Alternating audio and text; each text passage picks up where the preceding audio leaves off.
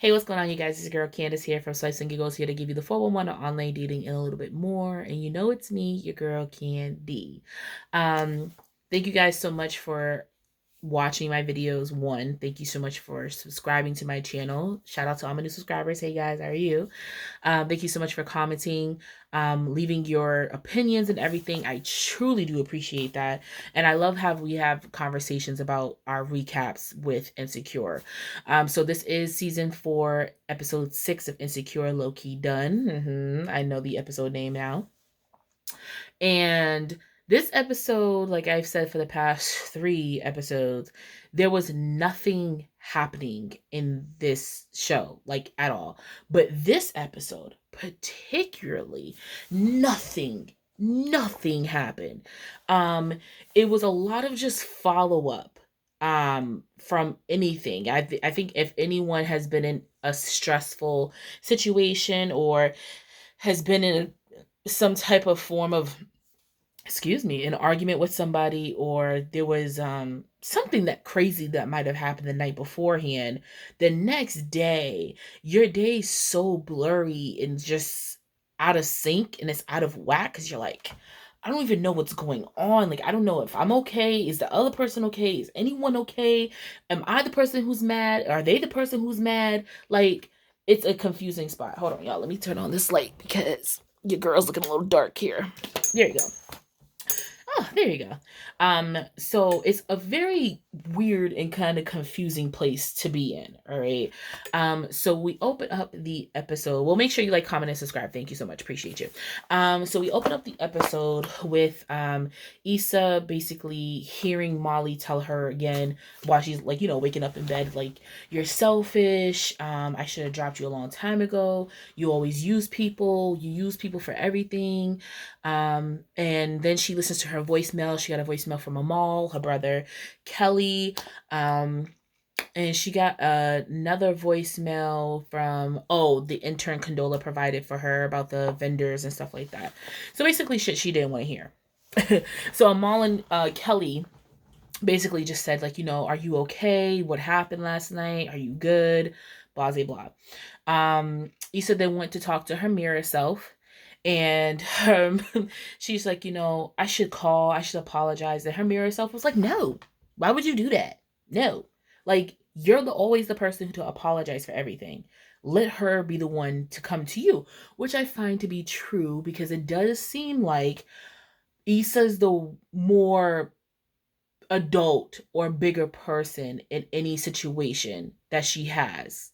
Like, she's always the one trying to resolve it. She's always the one trying to break it up, or be the bigger person, or figure stuff out and to smooth it out and not to ruffle anybody's feathers. Like, she's always the one who's so very careful on everything that she does. But this time Molly is wrong. And her mirror self told her, she's like, no, she's wrong. She needs to come and apologize to you, which I find to be true. It was Issa's event. Issa needed help in the event. She didn't ask you for a dime, nickel, or penny in the help of this event the whole entire time. Okay? The whole entire time she has been doing this by herself until Condola came into play and actually gave her something to work with. And because you were mad at their friendship because it started building into something good, and she's saying, I couldn't have done this without Condola. Like, Condola has helped me so much. And you were getting jealous over that. Maybe you should have helped your friend out. You know what I'm saying? Like, Molly was, before she even found out that Lawrence and her were dating, Molly was already hating on the friendship. Molly was already hating on the friendship, okay? And then when she found out Lawrence was dating Condola, Molly still was now like, oh, no, now you have to let her go. Like, I don't know why you're friends with her. You need to let her go. Why was it so important for Molly to not have Condola in Issa's life? Like, what was it going to do for Molly? Was Molly going to be there for Issa then? Was she going to help her build this together? Was she going to help her get sponsors and spacing and budget? Was she gonna help all that?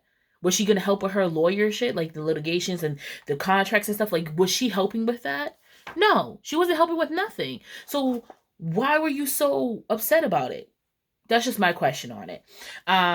So Issa basically does a lot of self-care. She cleans out her refrigerator, she mops, she cleans, and all that.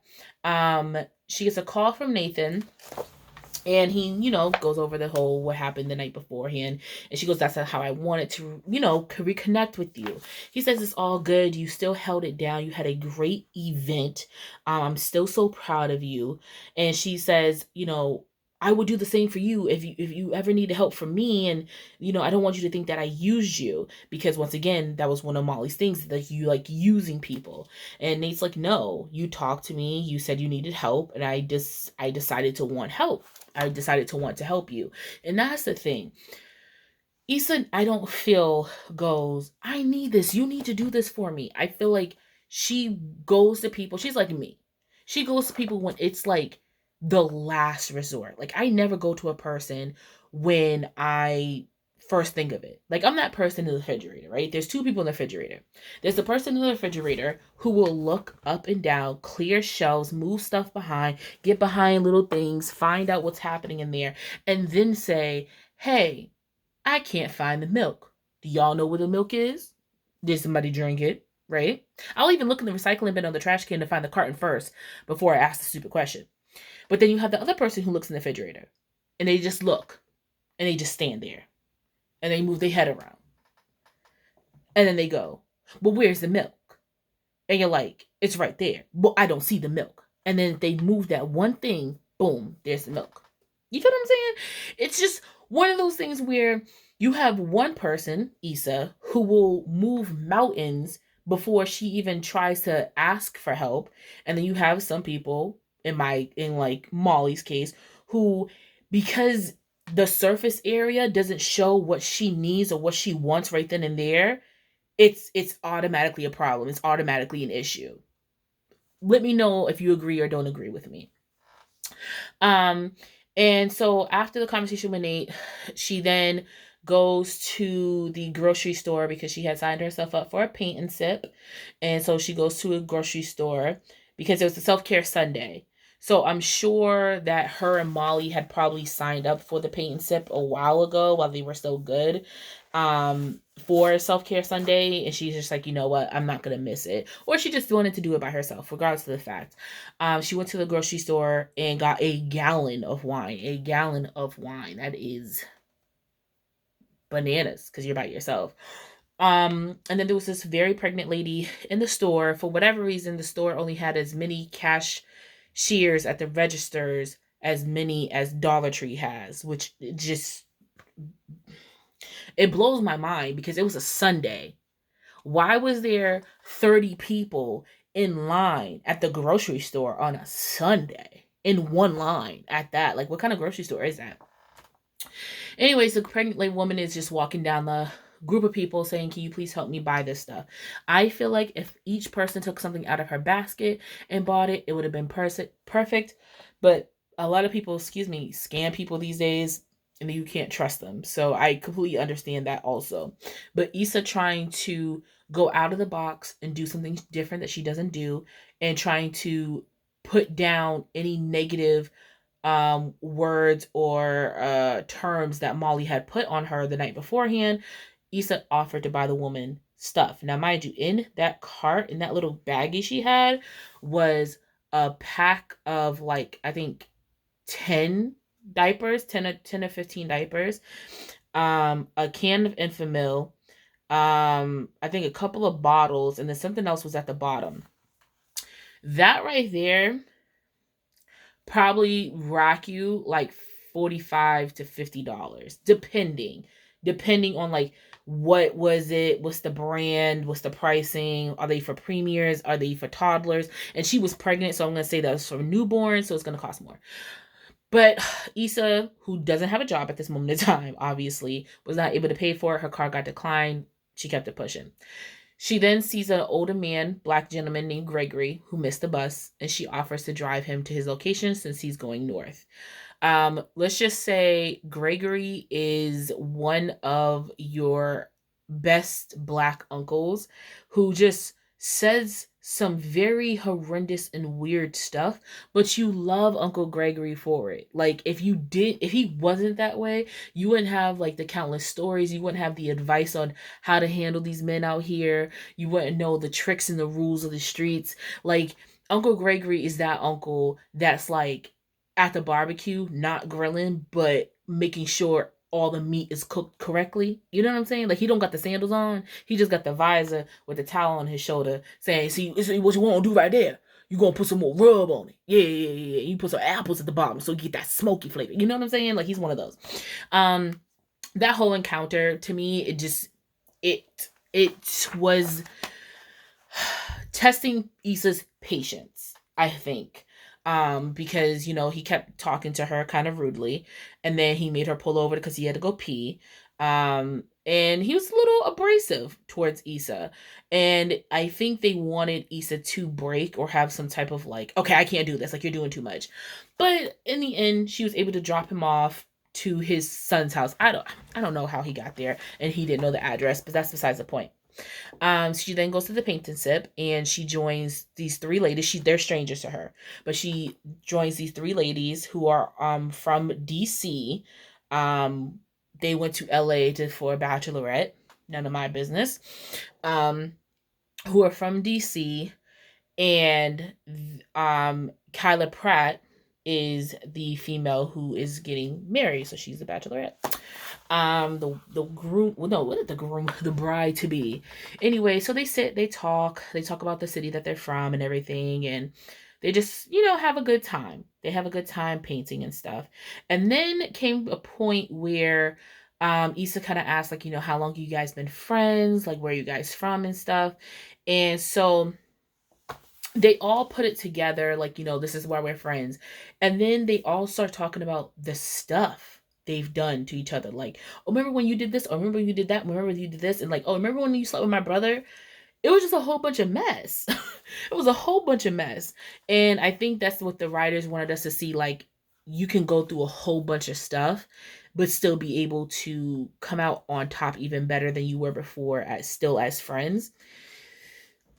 I don't think sleeping with my sibling is going to make me stop being your friend. I don't know why people have a problem with that. Like, your sibling is going to be finding someone at some point any which way. So if it just happens to be your friend, I don't see what the issue is. Now, if your brother or sibling is a complete hoe and that's the issue, then maybe. But other than that, I don't get that. Like, why do people not like when their friends sleep with their siblings? Like, it is what it is. Just don't talk to me about my brother's D game, because that's oral incest that you're doing to me. You're telling me about my siblings in the bed. That's disgusting. Okay, don't do that. Um.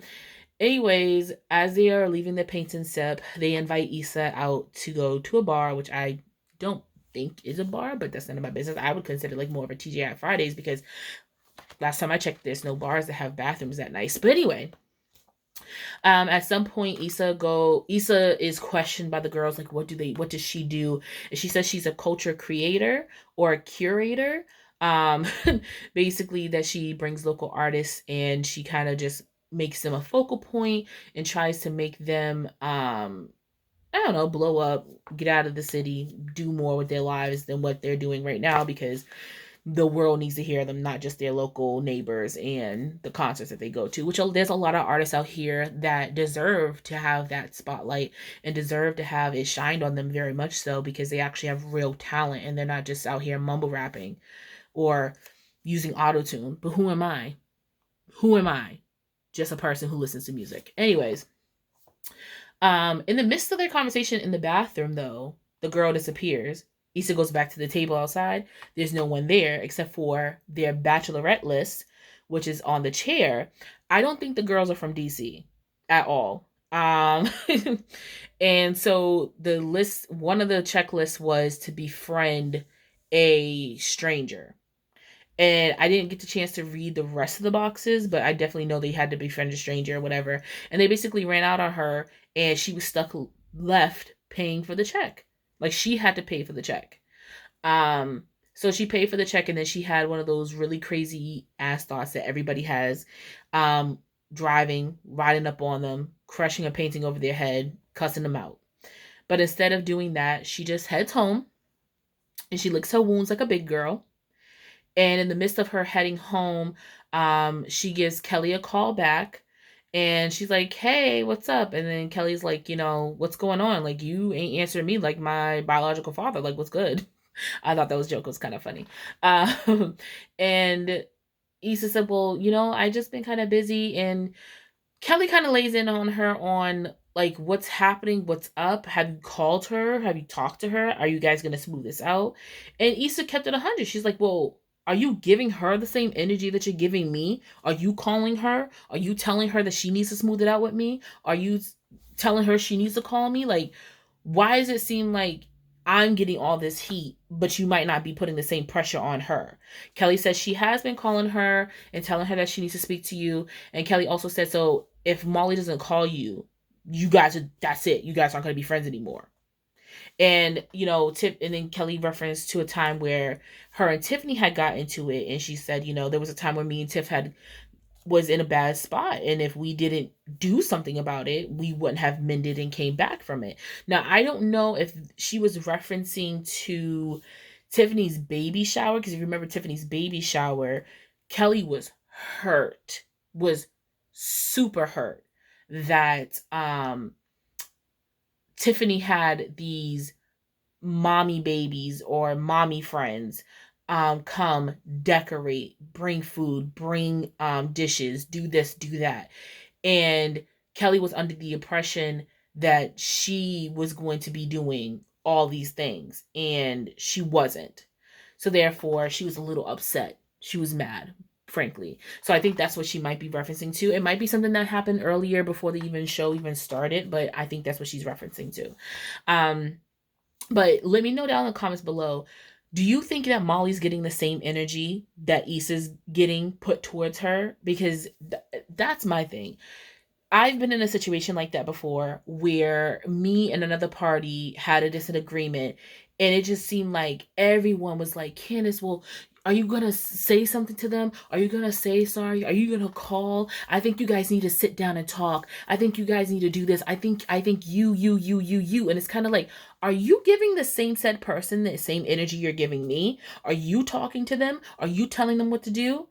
Or is it because they're a little bit more sensitive than I am, there that therefore you don't feel like you can talk to them as harshly or as real as you think you could talk to me? Like, which one is it? You feel what I'm saying? And I think because Issa's such a non-problematic person, people feel like, oh, I could just tell Issa, like, hey, can you do this? And Issa's gonna do it because she's a strong person. She doesn't mind doing it. She doesn't mind apologizing. She's a bigger person. But then you have a person like a Molly who's defensive at every fucking second of the turn. So therefore, you kind of can't talk to her the way you could talk to Issa. It's just one of those two things. Um, Issa gets back home and she changes her clothes. She gets comfortable, smokes a little bud, a little shum shum, just to ease it.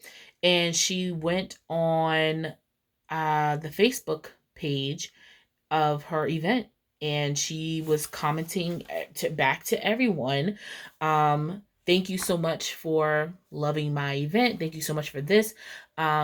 And everybody's like, I love this concert, it was super dope, I thought it was gonna be horrible, but I had my grandmother dancing up in there. And it's so good to have an event and then read the reviews of what people thought about your event. And then the last comment she read was, oh man, I need something more of this, like I need more of this, like, where is it gonna be, was the next one?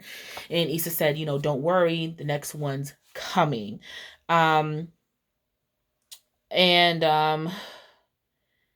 what after she answers these basically after she answers all these Facebook questions and reviews and comments, she replies to, what you really need to do, which I do with you guys. If someone's leaving you comments of some sort, talk to them, have a conversation with them. If you get like 18,000 comments a day, sis, I wish I had your problem.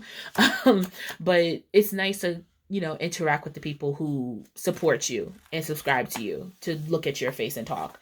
After she sees that, she's hungry and she goes to get some Ethiopian food, I believe, and she sees Molly sitting at the bar or slash like just sitting area to get food too. And she looks at the mirror to have her what her mirror self would say. I don't think she said anything. It was kind of just blank at that point. Like, it's like, a freeze. It's like, I'm not expecting you to see you at all. And now you're in the space that I want to be in. Like, what the F? Um, and she decides not to go in. And she gets back in her car and she drives home.